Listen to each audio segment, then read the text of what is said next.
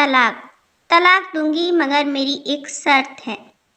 जब मैं रात को घर पहुंचा तो मेरी पत्नी ने खाना लगाया। मैंने उसका हाथ अपने हाथों में लिया और कहा, मुझे तुमसे कुछ जरूरी बात करना है। वो शांत बैठकर खाना खा रही थी। उसकी आंखों में कुछ दर्द सा साफ नजर आ रहा था। अचानक मुझे नहीं पता कैसे कहूँ, मगर मुझे उसे बताना ही था। मैंने बड़ी शांति से कहा, मुझे तलाक चाहिए। लगा जैसे उससे मेरे शब्दों से कुछ फर्क नहीं पड़ा, बल्कि उसने मुझसे पूछा, क्यों तलाक चाहिए? मैंने उसके सवाल को अनसुना किया तो उसे गुस्सा आ गया। उसने चम्मच उठाकर फेंक दिया और जोर से चिल्लाई, तुम इंसान नहीं हो। उस रात हमने एक दूसरे से बात नहीं की। वो रो रही थी। मुझे पता था कि वो जानना चाहती थी कि आखिर ऐसा क्या हुआ जो हमारा रिश्ता टूटने की कगार पर आ गया। पर मेरे लिए उसके सवालों का जवाब दे पाना नामुमकिन था। मैं अब किसी और से, प्रिया नाम था उसका, प्यार करने लगा हूँ। अब मुझे उससे प्यार नहीं रहा। मैंने उसे उसके वर्षों के प्यार की सजा दी थी। भरे मन से मैंने तलाक के पेपर तैयार किए। उसमें लिखा था कि वह पूरा घर, कार और कंपनी की 30% शेयर ले सकती है इस तलाक के बदले। लेकिन उसने उन पेपर्स को देखा और उनके टुकड़े टुकड़े कर दिए। वो औरत जिसने मेरे साथ जीवन के 10 साल बिताए थे, वो आज मेरे लिए अनजान हो चुकी थी। मुझे इन 10 सालों का जो उसने मेरे लिए बर्बाद किए, मगर मैं क्या करूं?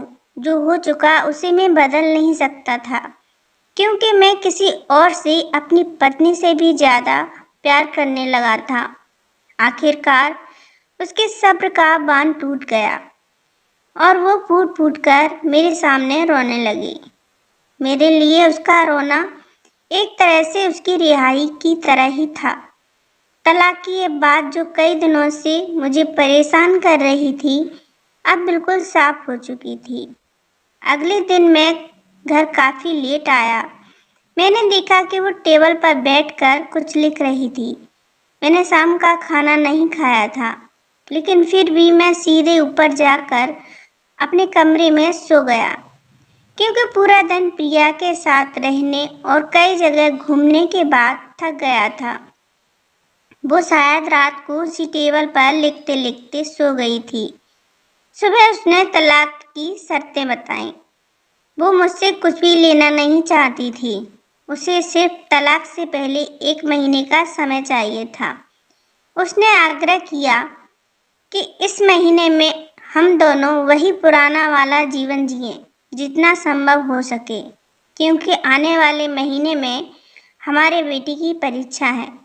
वह नहीं चाहती थी हमारे टूटे रिश्ते का प्रभाव उसकी पढ़ाई पर पड़े। मुझे भी यह ठीक लगा, मगर वो कुछ और भी चाहती थी। जैसे शादी के दिन में उसे उठाकर अपने शयन कक्ष तक ले गया था, उसी तरह हर रोज 1 महीने तक मैं उसे शयन कक्ष से उठाकर मुख्य द्वार तक ले जाऊं। मुझे लगा यह पागलपन है, मगर इन आखिरी दिनों को थोड़ा अच्छा बनाने के लिए मैंने उसकी यह शर्त स्वीकार कर ली। मैंने प्रिया को अपनी पत्नी की सभी शर्तें बताईं। वो हंसने लगी। उसे लगा मेरी पत्नी कितने भी तरीके अपना ले, तलाक तो तय है। मेरी पत्नी और मैं किसी से भी इस दौरान नहीं मिले थे, लेकिन उस दिन जब मैं उसे पहली बार उठाया, गेट तक ले गया, तो हम दोनों काफी अजीब महसूस कर रहे थे। पीछे से हमारा बेटा भी खिलखिलाकर खुश हो रहा था। अगले दिन यह काम थोड़ा सामान्य और आसान हो गया। वह मेरे सीने से लगी थी और मैं उसकी खुशबू महसूस कर रहा था। ऐसा लगा जैसे कई दिनों बाद मुझे यह खुशबू मिल रही है, या फिर कई दिनों से मैंने उसके होने का महसूस नहीं किया था। पहले जितनी उसमें वो कसाव नहीं था, और चेहरे पर कुछ हल्की झुर्रियां नजर आ रही थीं और बाल भी काफी सफेद होने लगे थे। ये वही औरत थी जिसने अपने जीवन के 10 साल मुझे समर्पित किए थे। चौथे दिन जब मैंने उसे उठाया तो वो पुराना रोमांस लौटने लगी थी। 5वें और 8वें दिन वो पुराना प्यार फिर जागने लगा। मैंने प्रिया को इस बारे में कुछ भी नहीं बताया था। अब उसे उठाना और आसान हो गया था। शायद हर रोज यह सब करने का मैं आदी हो गया था। एक दिन वह अपनी पसंद की साड़ी निकाल रही थी, लेकिन कुछ खास नहीं ढूंढ पाई। उसने सांस भरते हुए कहा कि उसके सारे कपड़े बड़े पड़ने लगे हैं। तब मुझे पता चला कि वह काफ़ी दुबली हो गई है और इसलिए मैं उसे आसानी से उठा पा रहा था। मेरे दिल को एक झटका सा लगा। उसने अपने दिल में काफ़ी सारा दर्द छुपा रखा था। पता नहीं कैसे मैं आगे बढ़ा और उसके सिर को छूकर देखा। अचानक हमारा बेटा आया और बोला कि पापा, ये तो मम्मा को उठाकर बाहर ले जाने का समय हो गया है। उसके लिए अपने पापा द्वारा मम्मा को इस तरह उठाकर ले जाते हुए देखना जीवन का अभिन्न हिस्सा बन गया था। मेरी बीवी ने हमारे बच्चे को बुलाया और जोर से उससे गले लगा लिया। मैंने अपना चेहरा दूसरी तरफ कर लिया। मुझे लगा कि मैं अपना निर्णय न बदल लूं। मैंने अपनी पत्नी को रोज की तरह उठाया और बेडरूम से सिटिंग रूम लेते हुए हॉल तक लाया। उसने प्यार से अपने दोनों हाथ मेरी गर्दन के आसपास रख दिए। मैंने उसे जोर से पकड़ रखा था, बिल्कुल हमारे सुहागरात की तरह, मगर उसका इतना कम वजन मुझे परेशान कर रहा था। महीने के आखिरी दिन जब मैंने उसे उठाया तो मेरे लिए एक कदम भी चल पाना मुश्किल हो रहा था। हमारा बेटा स्कूल जा चुका था। मैं अपनी कार में ऑफिस गया और कार से कूदकर बाहर आ गया, बिना कार को लॉक किए। मुझे डर था कि अब एक पल की भी देरी कहीं मेरा इरादा ना बदल दे। मैं ऊपर गया। प्रिया ने दरवाज़ा खोला और मैंने उससे कहा, सॉरी प्रिया, अब मैं अपनी पत्नी से तलाक नहीं लेना चाहता।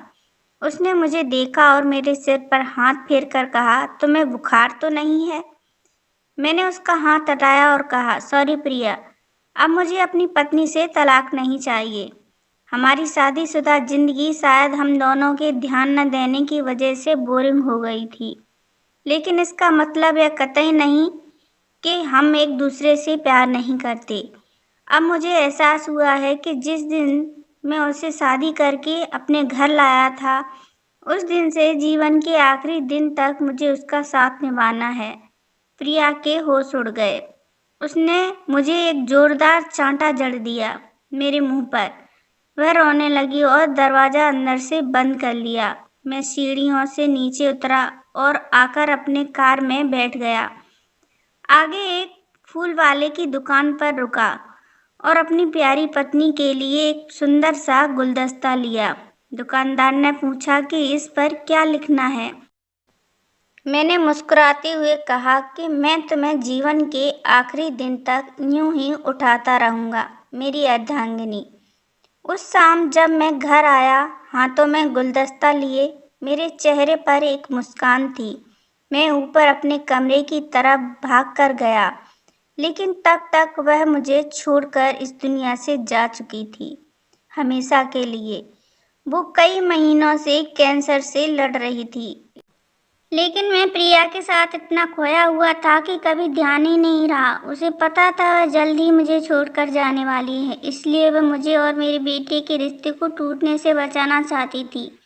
मैं नीच उससे तलाक लेना चाहता था, लेकिन फिर भी उसने मेरे बच्चे की नज़रों में एक प्यारा पति और पिता बना दिया था। जीवन की छोटी छोटी बातें रिश्तों में बहुत बड़ा महत्व रखती हैं। बड़ा घर, बड़ी कार, बैंक बैलेंस, ये खुशियों का हिस्सा जरूर बन सकते हैं, मगर अपनों के बिना इनकी कोई कीमत नहीं। अगर यह कहानी पसंद आई हो तो लाइक शेयर करें और चैनल पे पहली बार आए हैं तो सब्सक्राइब करें। राधे राधे।